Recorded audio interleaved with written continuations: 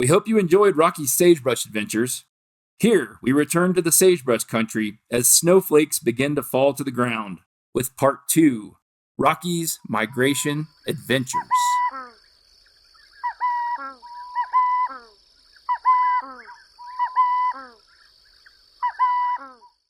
In a sea of silver green, Rocky learns that winter comes quickly in the sagebrush ecosystem.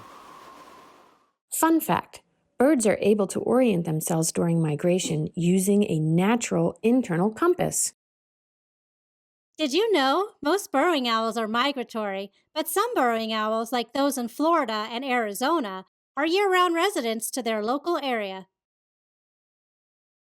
Amidst the snowfall, Rocky hears the different adaptations her sagebrush friends use to survive the approaching winter.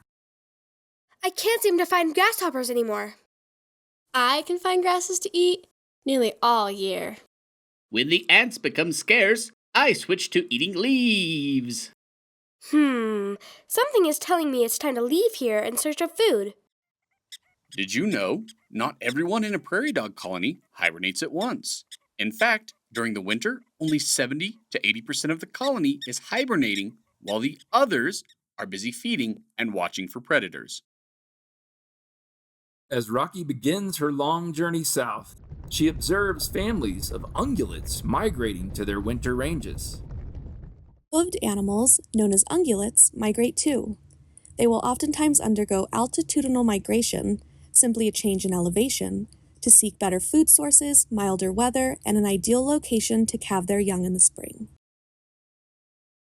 Rocky continues to enjoy her scenic flight over the western mountains and plains, and when she gets tired, a fence post looks like a good place to rest. From her fence post, Rocky discovers she has landed in a working cattle ranch. Did you know bird populations are declining? To combat this loss, land managers can help birds by using bird-friendly management practices. Later that night, Rocky gets caught in a thunderstorm and is blown off her migration route. Oh no, this is scary. I hope I can find a safe place to land. Fun fact, birds that end up off course are called vagrants. After Hurricane Rosa struck in 2018, several fork-tailed flycatchers, residents of Latin America, were found in Colorado and Wyoming.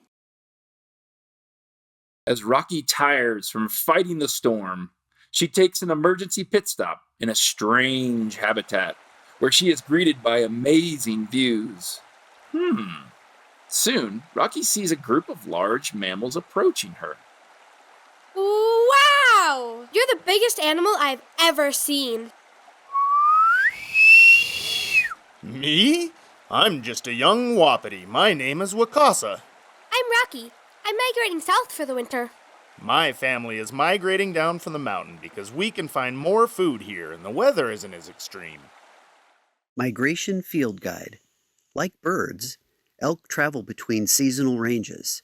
In the spring, they rely on cues like greening grass and melting snow to know when to migrate from lower valley bottoms to higher elevations in the mountains. As Rocky leaves her newfound friend, she flies all night and lands near an unusual tunnel in a place with mysterious surroundings. Hello, I'm from up north and not sure where I am. Are you migrating too? What do you guys eat around here? No. This is our home year-round. We live in a habitat that was created just for us.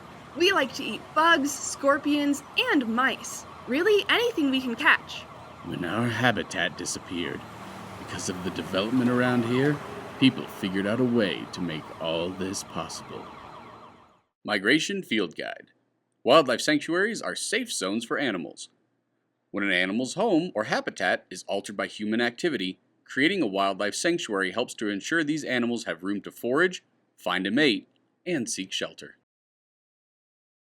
After her unexpected stop, Rocky soon finds her way to her wintering grounds. Hello, I'm new here, but you sure look like my friend Polly Pronghorn. Hola, I'm Bonita la Berendita. I'm related to the pronghorns up north. Bienvenida. I love racing my friend Bonita because it's fun, and I have to be in top shape to catch the lizards I eat. Fun fact, almost 90% of a roadrunner's diet is made up of small animals like arthropods and lizards. As the new friends walk to their evening resting places, they talk about Rocky's migration adventures and how they'll spend their winter. I'm glad that I get to spend my time exploring my new winter home. Oh, I can't wait to hear stories of Rockie and her sagebrush friends. I want to hear more about those large animals you met along your way and how far and fast they travel on their migration. Did you know the Sonoran Desert is the home of 2,000 species of plants, 100 reptiles, 60 mammals, 350 birds, and more than 1,000 species of native bees? Now that you've followed Rockie on her first migration, take a look back through the pages to find these hidden animals. Rockie traveled 1,100 miles on her journey to her winter grounds. At each stop along the way, she sought a safe place to rest and find food and water. Can you think of ways to help migrating birds at your home? In this activity, use the clues from Rockie's adventure to find out all of the places Rockie stopped along her journey. Different types of birds use very different migration routes. Check out a typical migration route for a warbler, tern, and hawk. It's your turn. Research and then draw the migration routes of the species below on the map. Audubon Rockies would like to thank you for joining us for Rockie's Migration Adventures. Please check back on our website, rockies.audubon.org, for future adventures with Rockie and her friends.